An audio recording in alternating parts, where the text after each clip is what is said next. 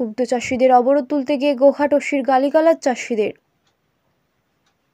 মান্ডিতে ধান বিক্রি দিতে এসে ইতিমধ্যে দিকে দিকে বিভিন্ন ধরনের ঘটনার জেরে তেলে বেগুনে চলছে চাষি মহল। বিশেষ করে নিয়ম বহির্ভুক্তভাবে বাটা কাটা জানিয়ে ইতিমধ্যে তোলপাড় গোঘাট 1 এবং 2 নম্বর ব্লক। এর মধ্যেই উঠে এলো আরেক চাঞ্চল্যকর খবর। ঘটনার সূত্রপাত সরকারি ধান বিক্রয় কেন্দ্রে ধান বিক্রি করতে গিয়ে চাষিরা দেখেন মান্ডির অফিসার নেই। ধান দিতে গিয়ে নাজেহাল চাষিরা। এমত অবস্থায় ক্ষুব্ধ চাষিরা ভিগদাস এলাকায় আরামবাগ কামারপুকুর 7 নম্বর রাজ্য সড়ক অবরোধ করে। খবর পেয়ে ঘটনাস্থলে পৌঁছে যায় গোঘাট থানার পুলিশ। জানা যায় গোঘাট ওসি চাষিদের অবরোধ থেকে হঠাতে চরম দুর্ব্যবহার করেন, এমনকি বহু চাষিকে টেনে হেঁচড়ে নিয়ে যায় বলে অভিযোগ। চাষিদের আরও অভিযোগ, এ প্রসঙ্গে চাষিদের গালিগালাজও করেন তিনি। এই ঘটনায় ব্যাপক ক্ষুব্ধ চাষি মহল। হুগলির গোঘাটের ভিগদাস থেকে সন্তোষ সাঁতরার রিপোর্ট, সাময়িক সংবাদ। চাষিদের পয়সাতে, চাষিদের যে ট্যাক্সের পয়সা চাষিদের নিয়ে আজকে ওই সারা পশ্চিমবাংলা তথা ভারতবর্ষের মানুষ চাষির উপরে নির্ভরশীল। তাহলে আজকে যে চাষিদের আমরা গতকাল পর্যন্ত দেখেছি যে 3 কিলো ধান নিয়েছে চাষিদের কাছ থেকে কুইন্টাল প্রতি। আজকে হঠাৎই দেখলাম যে 5 কিলো করে ধান নেওয়া হচ্ছে চাষিদের সঙ্গে। এটা কিন্তু কি কেন নিচ্ছে? এটার কি কাটমান্ডির খাওয়ার তাদের পয়সা কম পড়ে গেছে? আজকে চাষিদেরকে আমরা দেখলাম, যদিও আজকে আমার ডেট ছিল না, তা সত্ত্বেও আমি কিন্তু চাষিরা অবরোধ করেছিল, আমি গিয়েছিলাম। যে দেখলাম গোঘাট থানার ওসি যে অকথ্য ভাষায় গালাগাল করছে, এটা আমি কিন্তু স্বচক্ষে দেখে এসেছি আজকে, এবং আমি নিজে কানে শুনেছি। এটা আমরা গোঘাট থানার ওসিকে শীঘ্রই এই থানা থেকে অন্য জায়গায় ট্রান্সফার করার আবেদন জানাচ্ছি। আর আমরা চাষিরা যে দেখলাম যে গোঘাট থানার ওসি যে শুয়ারের বাচ্চা বলল, এই শুয়ারের বাচ্চাদের ট্যাক্সের পয়সা চাষিদের পয়সায় সমস্ত পুরো সমাজ চলে। সেখানেতে আমরা যদি শুয়ারের বাচ্চা হয়, এই শুয়ারের বাচ্চার উপরে নির্ভর করে সমস্ত যারা সরকারি সার্ভিসম্যান তারা কিন্তু এইভাবেই চলে, শুয়ারের বাচ্চার পয়সার উপরে নির্ভরশীল হয়ে। তাহলে আমরা শুয়ারের বাচ্চা, তাহলে সেই শুয়ারের বাচ্চার পয়সাটা যারা হজম করছে, যারা শুয়ারের বাচ্চার পয়সাটা খাচ্ছে, তারা তো ডবল শুয়ার হতে হয় হিসাব মতো আমার অঙ্কে। কারণ আমাদেরই তো পরিশ্রমের পয়সায় তারা চলে, আমাদের ট্যাক্সের পয়সায় চলে। পাই কথা, তাদের যে মাইনে, তাদের যে সংসার তারা বহন করে, তারা সরকারি একটা নির্দিষ্ট চাকরি করে, কিন্তু আমাদেরই ক্ষেত খাটিয়ে মানুষের উপর নির্ভরশীল হয়ে তারা সংসার চালায় আমাদের ট্যাক্সের পয়সায়, আমাদেরই রুজি রোজগারের অংশটা কেটে নিয়ে। শীঘ্রই গোঘাট থানার ওসিকে ধিক্কার জানায়, প্রতিবাদ জানায়। আর যদি প্রত্যেক আজকে আজ দেখলাম আমার চোখের সামনে একটা চাষির ঘাড় ধাক্কা দিয়ে গোঘাট থানায় নিয়ে গেছে। আমরা সমস্ত চাষি একসঙ্গে যাব গোঘাট থানায়, কত জেল কাস্টডি আছে আমরা দেখবো, সেখানে থাকবো, রাখুক কত চাষিকে রাখবো। আমরা তাই প্রতিবাদ জানাই, ধিক্কার জানাই। চাষিরা কি একেবারে আমরা কি অমানুষ না আমরা জানোয়ার ভেবে চলছি? তারা যে জিনিসটা আজকে করেছে সেটা খুব নিন্দনীয় ব্যাপার।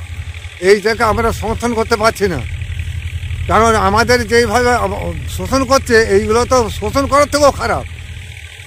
এরা যেভাবে আমাদের করছে, তারা আগামী আমাদের চাষ বন্ধ হয়ে যাবে। সরকার দিচ্ছে আর এইখানে এইভাবে অত্যাচার হচ্ছে কেন? আমরা এইটাই বলতে চাই। বলেছে তার অবসরণের দাবি জানাচ্ছি, সে ভালো কাজ মোটেই করেনি। কিষাণ মান্ডিতে আমারও বেশ কিছু পরিচিত ব্যক্তি ছিলেন, তারা আমাকে বিষয়টা ফোন করে অবগত করেছেন। আমি বিষয়টা শুনেছি। আমি প্রথমেই একটি কড়া ভাষা বলতে চাই আপনাদের মধ্য দিয়ে, যে রাজ্যের পুলিশ মন্ত্রী মমতা ব্যানার্জি, তার পুলিশের কাছ থেকে এরকম নক্কারজনক ব্যবহার থেকে ভালো কিছু আশা করা যায় না। আপনারা দেখেছেন একজন মুখ্যমন্ত্রী, তার মুখের ভাষা কি ধরন, তাহলে যেমন যার বাঁশ তেমন তার ঝাড়ি হবে, এটা তার প্রমাণ। দ্বিতীয়ত, যে চাষি ভাইরা আমাদের মুখে অন্ন তুলে দেয়, সেই চাষি ভাইদেরকে এই রকম অসভ্য ভাষায় গালিগালাজ করাটা একটা অন ডিউটি অফিসারের পক্ষে সত্যিই খুবই লজ্জাজনক। আমি এরকম অন ডিউটি অফিসারের প্রসারণ চাই, কারণ যে প্রশাসন সাধারণ মানুষকে পরিষেবা দেওয়ার জন্য, যে প্রশাসন সাধারণ মানুষের জিএসটির টাকায় যাদের পকেট ভর্তি হয়, তারা সাধারণ মানুষকে পরিষেবা না দিয়ে অশ্লীল ভাষায় গালিগালাজ দেওয়াটা তাদেরকে শোভা পায় না। কারণ আমি একজন চাষিবাসী ঘরের মেয়ে, আমারও দুদিন পরে আমার বাড়ির লোক, আমার শ্বশুর, আমার স্বামী যাবেন কিষাণ মান্ডি ধান বিক্রি করতে, তারাও তো ওই ভাষার পর্যায়েই তো করবে। তো এটা সত্যি খুব লজ্জাজনক। চাষি ভাইকে যাকে বলেছেন তার কাছে অবিলম্বে এই গোঘাট থানার ওসিকে ক্ষমা চাওয়া উচিত এবং অবিলম্বে এই গোঘাট থানা থেকে এই ওসির অপসারণ চাইছি। আর বিক্ষোভ করা আলাদা জিনিস আর অবরোধ করা আলাদা জিনিস। আমি যেটা শুনলাম যে কৃষকরা নাকি পথ অবরোধ করেছিল, তো পথ অবরোধ করাটা জনবিরোধী কাজ বলে আমি মনে করি। চাষিদের দাবি থাকতে পারে, সেই দাবি হয়তো নৈতিক দাবিও তাদের থাকতে পারে, কিন্তু সেই দাবিটা তারা জানাক প্রশাসনিক লেভেলে। আমাদের এডিএ সাহেব আছে, বিডিও সাহেব আছেন, সিআই সাহেব আছেন, পারচেজ অফিসার আছে, তাদের কাছে জানাক। তারা করে নিজেরাই আইনটা হাতে তুলে নেওয়া এটা ঠিক না।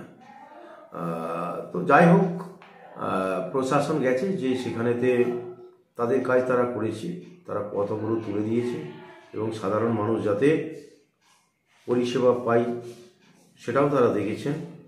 তো ধান কেনা শুরু করার পর চাষিরা কিন্তু স্বতঃস্ফূর্তভাবে ধান দিচ্ছে, এখানে কোনো অসুবিধা হবে না। হয়তো কিছু চাষি, সবাই তো সমান নেই, তারা মনে হয়েছে যে বাদটা একটু কম দিলে হবে, কি বাদ কেন দেবে, সেটা মিলারদের সঙ্গে কৃষকদের ব্যাপার।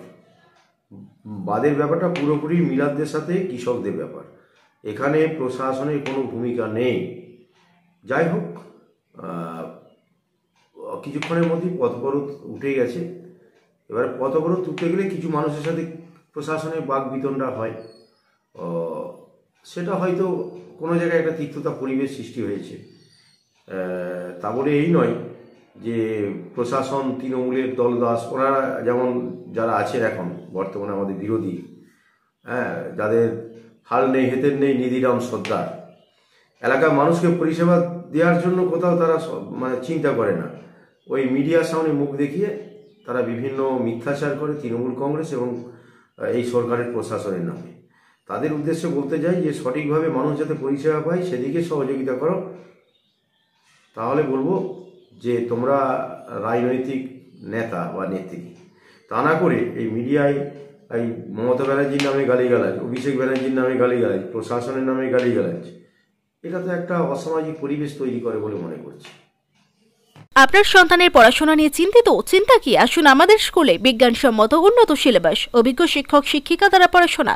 2024 শিক্ষাবর্ষে প্লে গ্রুপ 2+ হইতে 5ম শ্রেণী পর্যন্ত ভর্তি চলিতেছে।